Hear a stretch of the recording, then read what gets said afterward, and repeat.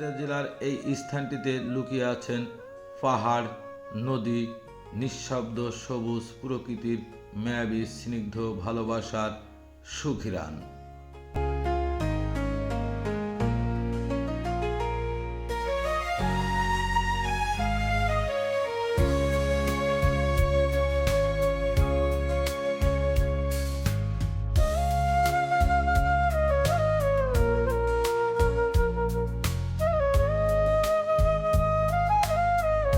আপনারা যারা ভ্রমণ পিপাসু ও প্রকৃতি প্রেমিক মানুষ, তারা ইতিমধ্যে আমারই মতো এই সবুজে ঘেরা একটি টিলার প্রেমে পড়ে গেছেন।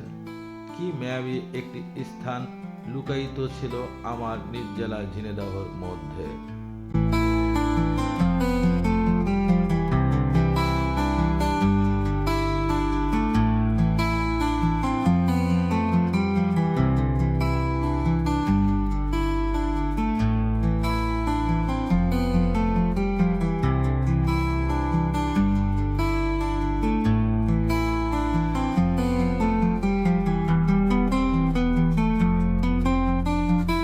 অনেক কষ্টে এই টিলার উপরে উঠে দেখি আমার প্রিয় ভাইরা আমার আগেই উঠে পড়েছে।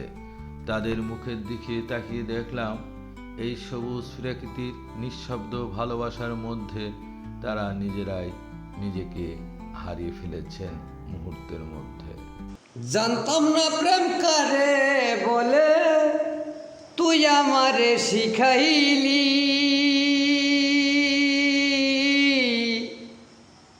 প্রেম শিখাইয়া মন কাড়িয়া কই গেলি রে কই গেলি। আমার স্বপ্নের রাজ্যই যেন আমি প্রবেশ করে ফেলেছি আজ। শুরুতেই মনে হলো সিলেট বৃহত্তম চায়ের সবুজ বাগানের মধ্যে আমি হেঁটে চলেছি। মুহূর্তেই দেখছি আমি বিশাল পাহাড়ের উপরে উঠার চেষ্টা করছি। পাহাড়ের উপর উঠা মাত্রই দেখি আমি সুন্দরবনের গহীনে নদীপথে চলে যাচ্ছি। চতুর্দিক বন আর বন, আমি যেন কোথায় হারিয়ে গেছি। স্রষ্টার সৃষ্টি প্রাকৃতির নীলাভূমির মধ্যে আমি আমাকে হারিয়ে ফেলেছি।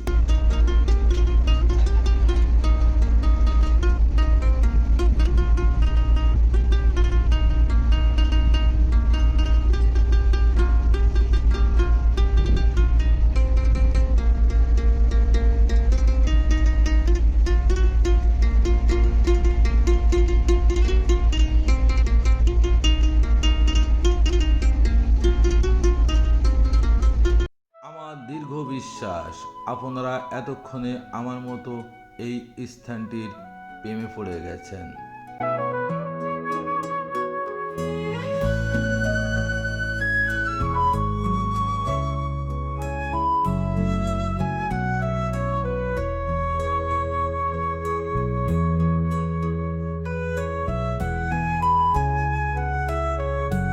এটা ঝিনাইদহের ঐতিহ্যময় একটি স্থান।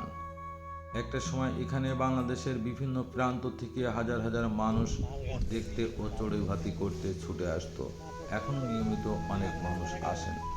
আমি যেখানে দাঁড়িয়ে আছি এই পুকুরটির উত্তর পাড় লিচু বাগানের মধ্যে। বিশাল বড় গাভী দেখলে মনে হবে পাহাড়ের উপরে। এই জায়গাটির ঠিকানা মটুক রাজার ঢোর সমুদ্রের পুকুর। এখানে আসা যায় খুব সহজে। ঝিনাইদহ জেলার সদরে এসে যে কোনো মানুষের কাছে যদি বলেন পাগলাখানা মোড়ে যাব, ওখান থেকে আপনারা 15-20 টাকা রিক্সা ভাড়া, ইজি বাইক ভাড়া নেবেন। 8 নম্বর পাগলাখানা ইউনিয়নের মধ্যে বাড়িবাতানি গ্রামে অবস্থিত এই ঢোর সমুদ্রের পুকুর। এক নামে যে কোনো মানুষ আপনাদের এখানে পৌঁছে দেবে, আপনারা আসবেন।